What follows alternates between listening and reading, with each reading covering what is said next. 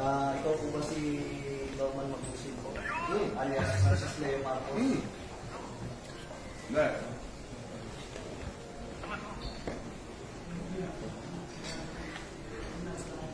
Okay. Parang saan yan? Bago pa po yun, ayanin pong masahan ko po kayo ng Kita mo, sir? Kita mo? operatiba ng CIDG. Kayo po ba, ulitin ko po, kayo po ba si Norman Mangusing alias Francis Leo Marcos? Yes, ako. Kayo ay aming inaaresto sa bisa ng warrant of arrest na issue ng RTC Branch 294 Parañaque City for violation of unjust fixation under Article 287 of Revised Penal Code as amended in relation to Section 6 of RA 10175. Kayo ay may karapatang manahimik, sir, o sa walang tigo, o anuman ang inyong sabihin ay maaaring ipabor o laban sa inyo. Sa anumang hukuman, kayo rin ay may karapatan kumuha ng sarili niyong abogado at kumuha ng kung wala po kayong sariling abogado, kayo po ay pagkakalooban ng libre ng gobyerno. Kayo rin po, andito ako sa inyo, ay may karapatan kumuha ng sarili niyong doktor na magsusuri ng inyo. Sir, pwede paano po yan at ano yung karapatan po? Sige. Kayo rin po ay may karapatan po magpasuri sa sino mang doktor at kung wala po kayong kakayahan ay pagkakalooban po kayo ng libre din po ng gobyerno ng doktor na susuri po sa inyo. Okay. Ito po, naiintindihan niyo po ba ang inyong mga karapatan? Naiintindihan ko. Okay po, kayo po ay isasama po sa amin para po sa inyong... Attorney, unjust fixation daw sa Parañaque. Hindi ko alam kung sino complainant nito.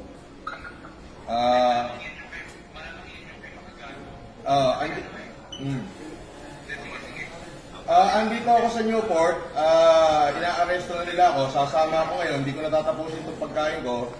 Inilight na nila ako. Pwede bang sasama na lang ako, Brad? Huwag mo na ako ipahiya. Hindi, kailangan po kasi may procedure po tayo. Sige, sandali. Iiramin ko lang. May procedure po tayo, sir. Attorney, nasa ka ba?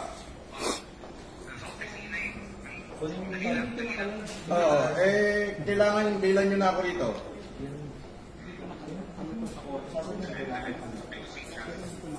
Nang live ko, hindi ko lalabas ng live. Hindi naka-live ko.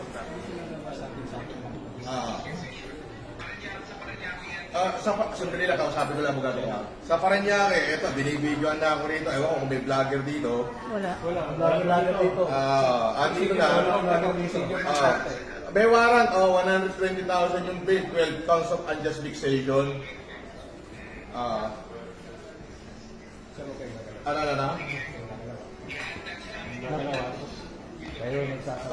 to, attorney?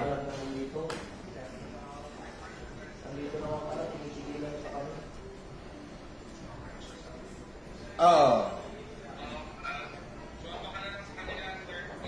Tapos, Pwede po kayong kasuhan ng obstruction of justice, sige, please. Nasabihin nyo, hindi nyo pa alam. Binabawalan nyo kami mag-video, pero pwede ka lang mag-vlog. Pwede ba yun? Bawal ka sa... Sir, sino daw pwede contact person dito?